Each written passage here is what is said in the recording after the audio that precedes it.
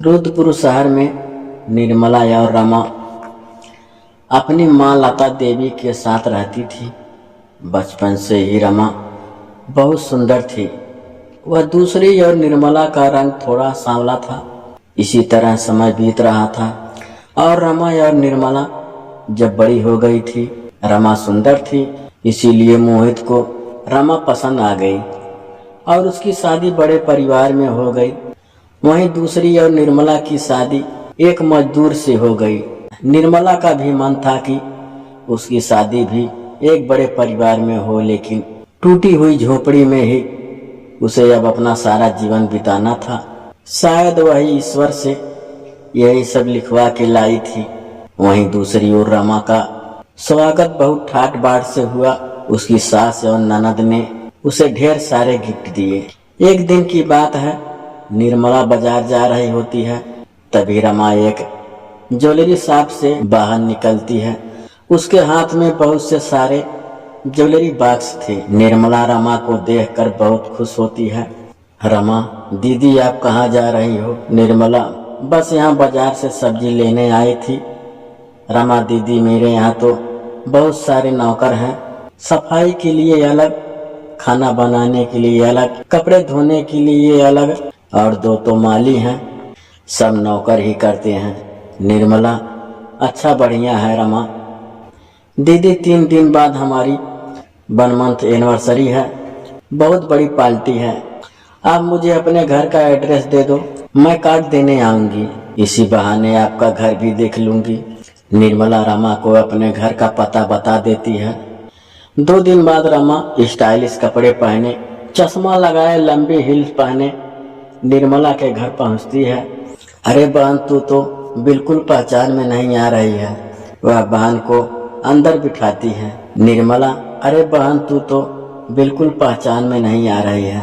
वह रमा को अंदर बैठाती है। रमा, निर्मला तुम यहाँ कैसे रहती हो? तुम्हारी गली की नाले की स्मेल यहाँ तक आ रही है। तुम्हारे घर में कूलर तक नहीं है। हाँ, वो ये कह रहे थे कि इस महीने जो तनख्वाह मिलेगी उससे वो कूलर ले आएंगे। रमा, चलो ये ठीक है, ये लो कार्ड। रमा निर्मला को कार्ड, मिठाई और कुछ गिफ्ट देती है। रमा, तू 2 मिनट रुक, मैं अभी आती हूँ। थोड़ी देर बाद निर्मला रमा के लिए पानी और एक प्लेट में थोड़ा सा गुड़ लेकर आती है। रमा, क्या हुआ दीदी, आपको इतना पसीना क्यों आ रहा है? निर्मला, तेरे लिए गली के सरकारी नल से पानी लेने गई थी, इसीलिए गर्मी के कारण थोड़ा पसीना आ रहा है। तू ले ये पानी पी। रमा, आपका दिमाग तो खराब नहीं, मैं ये गली का सरकारी पानी पीऊंगी? मैं तो मिनरल वाटर पीती हूँ, यह सड़क का पानी आप ही पियो। यह कहकर रमा उठकर चली जाती है। निर्मला को यह बात बहुत बुरी लगती है। उसकी आंखों में आंसू आ जाते हैं। सब कुछ भूलकर 3 दिन बाद निर्मला रमा के घर जाती है। औरत कहती है, बहन जी, ये कौन है? इन नौकरों को यहाँ कौन बुला लिया? रमा की सास, अरे रमा की बहन है, पता नहीं इन भिखारियों को क्यों बुला लिया। रमा ने बेइज्जती करा दी इन मेहमानों के सामने। निर्मला यह सब सुन रही थी। वे रमा निर्मला को देखती है। रमा, अरे दीदी, ये क्या पहन कर आ गई? आपको इतनी भी तमीज नहीं है कि इतनी बड़ी पार्टी में जा रही हूँ तो एक अच्छी साड़ी पहनकर चलूं? वही मैली कुचैली साड़ी पहनकर मेरे घर आ गई। सच में आज आपने मेरे ससुराल वाले के सामने बेइज्जती करा दी। अब ऐसा करो, नीचे सर्वेंट रूम में जाओ, मैं तुम्हारे लिए वहीं खाना भिजवा दूंगी। अपनी बहन से इतना सब कुछ सुनकर बहन की आंखों में आंसू आ जाते हैं और वह अपने घर आ जाती है और अपने पति को सारी बात बता देती है। सूरज कहता है, वो बहुत बड़े लोग हैं, तुम्हें उनके घर नहीं जाना चाहिए था। अच्छा चलो, अब रोना धोना बंद करो।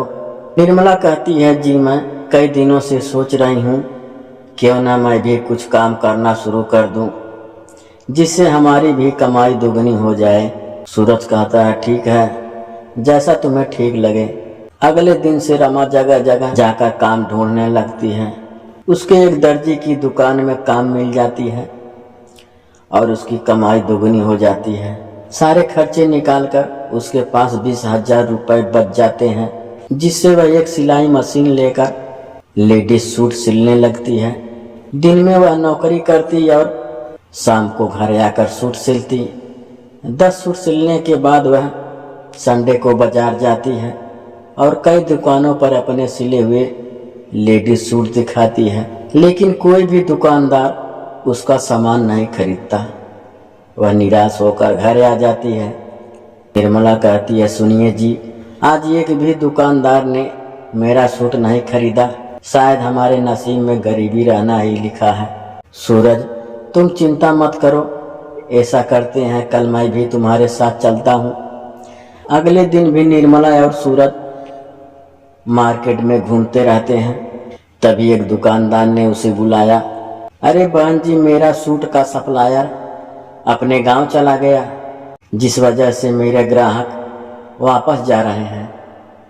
आपके पास जितने भी सूट हैं मुझे दे दो। वह दुकानदार उसके सारे सूट खरीद लेता है और उन्हें 15,000 रुपये दे देता है और बाजार से और कपड़ा लेकर घर आ जाते हैं और रमा सूट सिलने लगती है। अगले दिन रमा दोबारा सूट लेकर उस दुकान पर जाती है। दुकानदार, अरे बहन जी, आपके सिले हुए सारे सूट आज दोपहर तक ही बिक गए। ग्राहकों को आपके सिले हुए सूट बहुत पसंद आ रहे हैं। मैं 200 सूट का ऑर्डर देता हूँ और ये लीजिए 1 लाख रुपए एडवांस। निर्मला घर आकर अपने पति को सब कुछ बताती है। अगले दिन निर्मला और मशीन लेकर आती है और गली की कुछ औरतों को काम पर भी रख लेती है और अपना ऑर्डर पूरा करती है। जैसे ही वह मार्केट में पहुंचती है, उसके पास दुकानदारों की भीड़ लग जाती है। आदमी, बहन जी, हमें भी आपसे सूट सिलवाने हैं। निर्मला सबसे ऑर्डर लेकर वह पैसे गिनती है तो उसके होश उड़ जाते हैं। सभी दुकानदार उसे 500 सूट का ऑर्डर देते हैं और 5 लाख रुपए का एडवांस देते हैं, जिससे वह और भी काम बढ़ा लेती है। 1 साल बाद रिपोर्टर आता है, तो निर्मला जी, आपने इतना बड़ा बिजनेस कैसे खड़ा कर लिया? आज आपकी कंपनी में 200 से ज्यादा लोग काम करते हैं और आपकी कंपनी का टर्नओवर 100 करोड़ है। हमारी ऑडियंस को बताएं कि आपने कैसे इतना बड़ा बिजनेस शुरू किया। इसका पूरा श्रेय मेरी प्यारी छोटी बहन को जाता है, जिसने मेरी गरीबी का मजाक उड़ाया और मुझे इस बात का एहसास दिलाया कि पैसे के बिना कोई इज्जत नहीं करता।